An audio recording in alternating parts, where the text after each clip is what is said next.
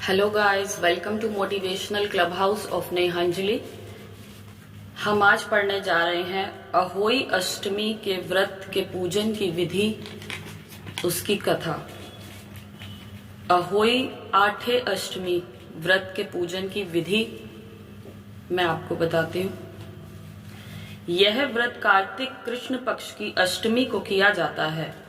जिस वार की दिवाली होती है, जिस दिन की दिवाली होती है, जिस वार की दिवाली होती है, उसी ठीक एक सप्ताह पूर्व उसी दिन उसी वार को अहोई अष्टमी पड़ती है।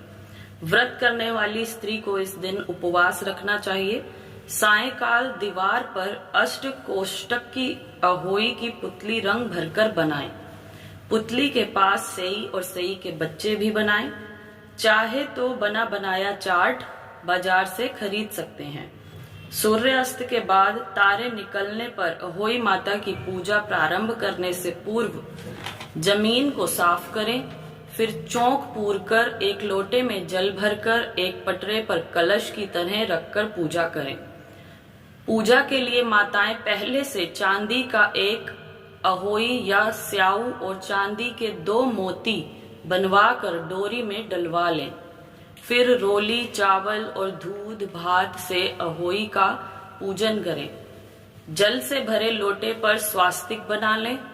एक कटोरी में हलवा तथा सामर्थ्य अनुसार रुपए का बायना निकाल कर रख लें और हाथ में 7 दाने गेहूं लेकर कथा सुने। कथा सुनने के बाद अहोई स्याऊ की माला गले में पहन लें और जो बायना निकाला था उसे सासू जी का चरण स्पर्श कर उन्हें दे दें। इसके बाद चंद्रमा को अर्घ्य देकर भोजन करें। दीपावली के पश्चात किसी शुभ दिन अहोई को गले से उतारकर उसका गुड़ से भोग लगाएं और जल से छींटे देकर आदर सहित स्वच्छ स्थान पर रख दें। जितने बेटे अविवाहित हों उतनी बार एक एक तथा जितने बेटों का विवाह हो गया हो उतनी बार 2-2 चांदी के दाने अहोई में डालती जाएं।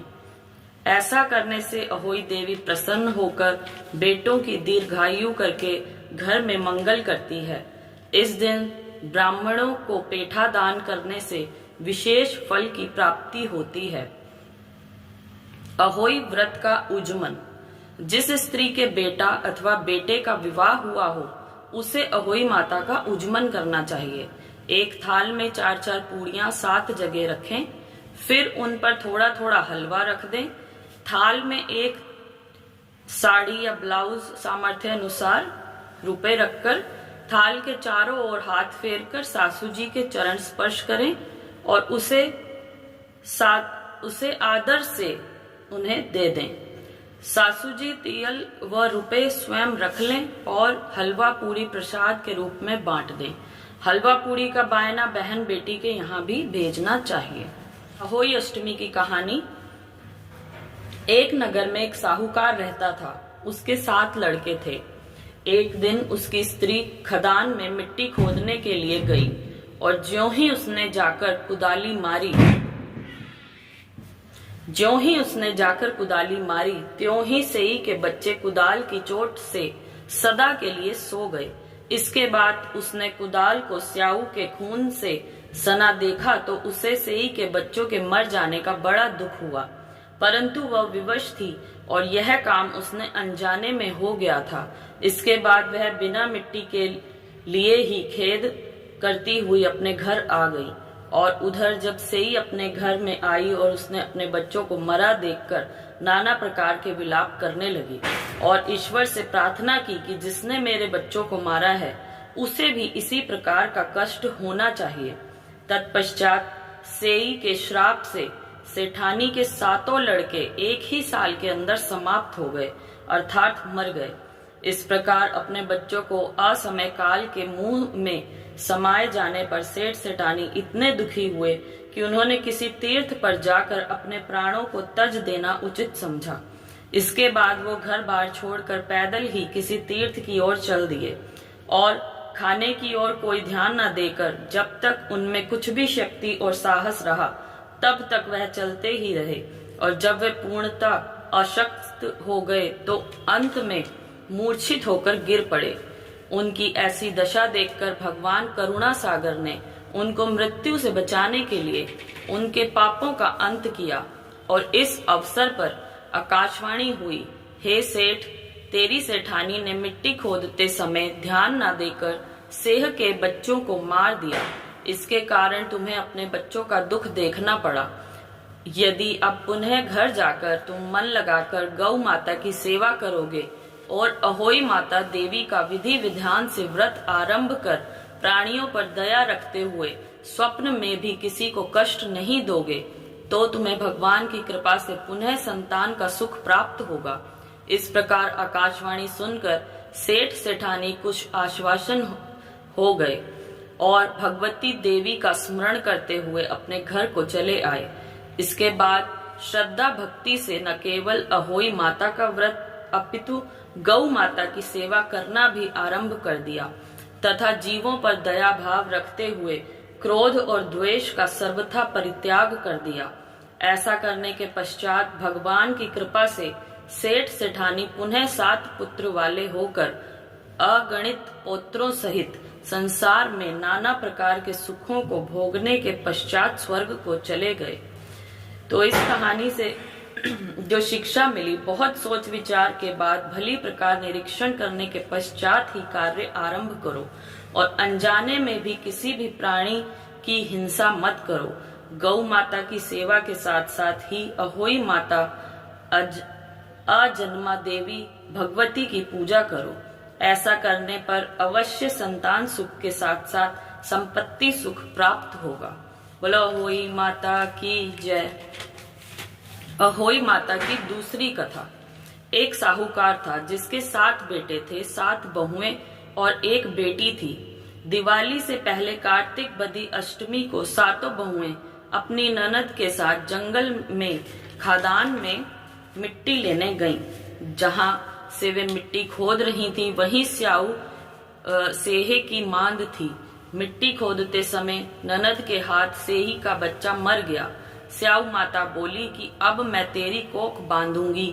तब ननद अपनी 7 भाभियों से बोली कि तुम में से मेरे बदले कोई अपनी कोख बंधवा लो। अब सब भाभियों ने अपनी कोख बंधवाने से इनकार कर दिया, परंतु छोटी भाभी सोचने लगी कि यदि मैं कोख नहीं बंधवाऊंगी तो सासू जी नाराज होंगी। ऐसा विचार कर ननद के बदले में छोटी भाभी ने अपनी कोख बंधवा ली।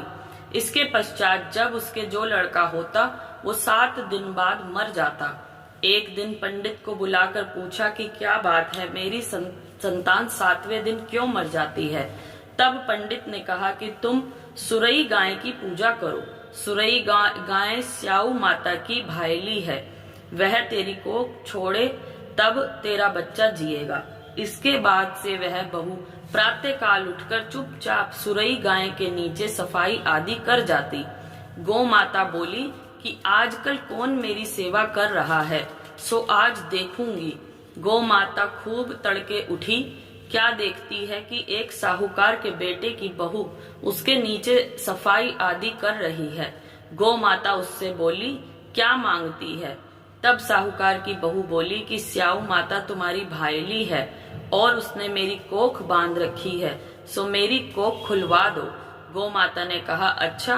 अब तो गौ माता समुद्र पार अपनी भाईली के पास उसको लेकर चली। रास्ते में कड़ी धूप थी, सो वह दोनों एक पेड़ के नीचे बैठ गईं। थोड़ी देर में एक सांप आया और उसी पेड़ पर गरुड़ पक्षी का बच्चा था।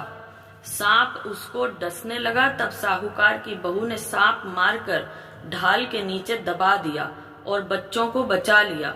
थोड़ी देर में गरुड़ पंखनी आई तो वहां खून पड़ा देखकर साहूकार के बहू के चोंच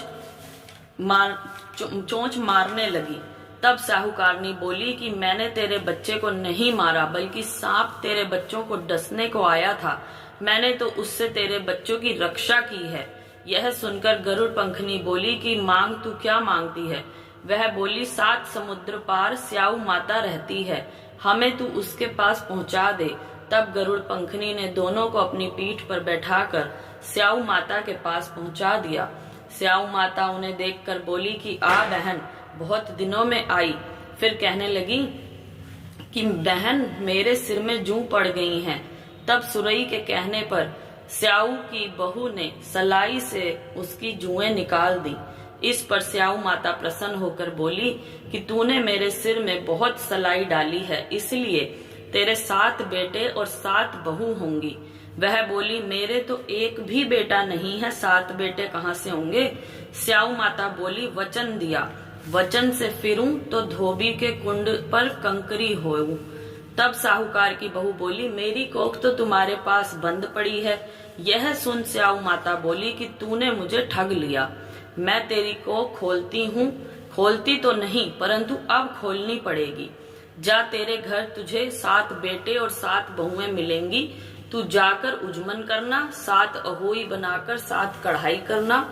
वह लौट कर घर आई, वहां देखा 7 बेटे 7 बहुएं बैठी हैं और वह खुश हो गई।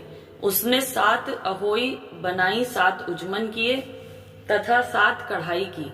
रात्रि के समय जेठानियां आपस में कहने लगी कि जल्दी जल्दी नहाकर पूजा कर लो, कहीं छोटी बच्चों को याद करके रोने लगे। थोड़ी देर में उन्होंने अपने बच्चों से कहा अपनी चाची के घर जाकर देख आओ कि आज वह अभी तक रोई क्यों नहीं। बच्चों ने आकर कहा कि चाची तो आज कुछ मांड रही है, खूब उजमन हो रहा है। यह सुनते ही जेठानियां दौड़ी दौड़ी उसके घर आईं और जाकर कहने लगी कि तूने कोख कैसे छुड़ाई। वह बोली तुमने तो कोख बंधवाई नहीं, सो मैंने कोख बंधा ली थी। अब स्याऊ माता ने कृपा करके मेरी कोख खोल दी है। स्याऊ माता ने जिस प्रकार उस साहूकार की बहू की कोख खोली, उसी प्रकार हमारी भी खोलियो। कहने वाले तथा सुनने वाले की तथा सब परिवार की कोख खोलियो। बोलो अहोई माता की जय। बोलिए अहोई माता की जय। अहोई माता की आरती। जय होई माता मैया, जय होई माता, तुमको निश दिन सेवत, मैया जी को निश दिन सेवत, हरि विष्णु विधाता, मैया जय अहोई माता। ब्रह्माणी रुद्राणी कमला तू ही जग माता, मैया तू ही जग माता। सूर्य चंद्रमा ध्यावत, सूर्य चंद्रमा ध्यावत, नारद ऋषि गाता, मैया जय अहोई माता।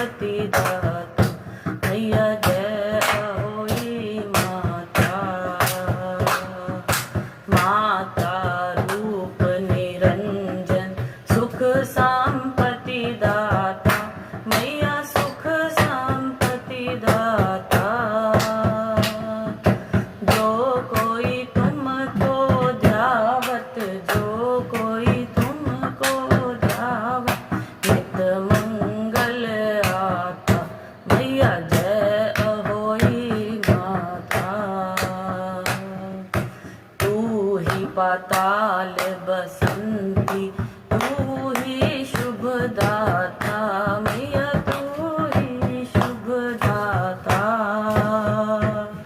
प्रभाव करम प्रकाशक, प्रभाव करम प्रकाशक, जगनिधि से त्राता, मैया जय अहोई माता। जिस घर थारो वासा, वाही में गुण आता, मैया वाही में गुण आता। कर न सके सोई कर ले, कर न सके सोई कर ले, मन नहीं धड़काता, मैया जय अहोई माता। तुम बिन सुख न होवे,